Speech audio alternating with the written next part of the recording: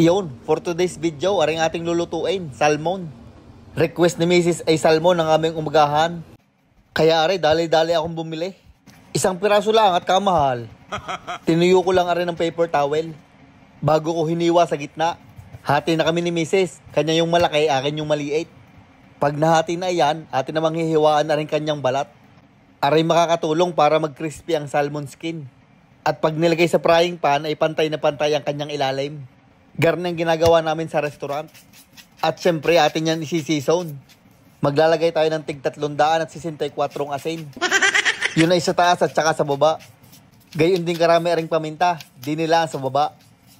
Gay, atin na ring lulutuin. Gumamit ako ng non-stick pan at nilagyan ko lang rin ng kaunting mantika. Ang gamit ko palang mantika ay avocado oil para healthy. At nung yun ay uminit na, inilagay ko na ring salmon.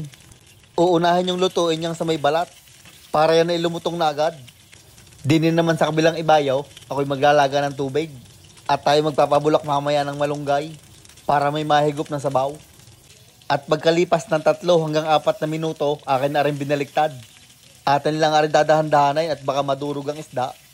At kaya balat muna din ang aking inuuna para madaling sungkitin ng spatula. Abay, crispy na agad na rin kay Mrs. Akin na lang kaya iyon. At pagkalipas naman ng 2 hanggang 3 minuto, akin naman na rin isinide view para masir din ang kanyang mga tabihan. Lahat ng side ating isisir para masarap. At nung malapit ng maluto, hinagisan ko lang ng kapirasong butter. Pandagdag flavor din. Uunahin ko ng hanguin na rin akin at payat naman are. Aring kay Mrs. naman ay lulutuin pa natin ng kaunting oras. Gawa ng medyo makapal-kapal are. Gusto niya itostado parang garnay. Iyan, luto na ang ating mga salmon. Ay kung may kaunti pa ay sunog na ang kay Mrs. Gagawa naman tayo ng kanyang sauce. Dinin na din sa pinaglutuan ng isda. Magigisa tayo ng bawang at sibuyas. Ginayat ko lang ang mga are ng pinong-pinaw. At ginisa ko are hanggang maluto bago ko ilalagay are. Crab paste. Nabili ko are sa Asian store. Maglalagay lang tayo ng 2 kutsara niyan. Mamaya na lang magdadagdag pagkakulang. Hinalo-halo ko lang yan bago ko nilagyan na rin gatas. Kung may cream kayo ay mas mainam. Kaunting pataklaan para medyo creamy. At naglagay din ako ng kapirasong butter. Para rin masarap na, mas pinasarap pa. Ay sangka pa. I-melt lang natin yung butter at papalaputin ng kaunti at pwede na iyan.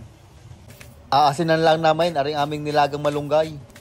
Ay hindi ko ho kamay iyan. Taas hinliliit. Ayos na, magbe-plating na tayo. At dahil kami Pinoy, kanin ang kasama na rin. Ika ngay, rice is life. Iyon na nga, inilagay kong isda at pinatungan ko na rin crab paste sauce. At tinuluan ko ng kaunting mantika galing dun sa sauce. At maglalagay din tayo ng crispy onion flakes din sa kanin. Pati na rin din sa paligid para maganda. At ang huli, aray, green onions. At yan ho ang aming umagahan. Ay wala steak, ay umagahan pa lang yan. Ano pa kaya ang tanghalian? Ay parin na, tayo kakain na. Atin ang huhusgahan kung masarap baga rin pinagagawa ko. Aray, ang unang subaw para sa inyo. Abay, masarap nga. Ay hindi pa nalulunok, ay gusto na lang makasubaw. Kasarap no ating ginawang sauce, kalasa. Hindi ko lang sigurado kung yung bagay yung aligay o ano. Ay kasarap Pwedeng ilagay sa fried rice Hanggang din na lang ang videong aret, kayo kumain na din. I-try nyo kadali lang naman. Shout out nga pala kay Hervic Perez, kay Super Mario ng Singapore, at kay Anjo de los Reyes ng Santo Tomas, Batangas. Maraming salamat sa inyong suporta at mag-iingat kayo palagi.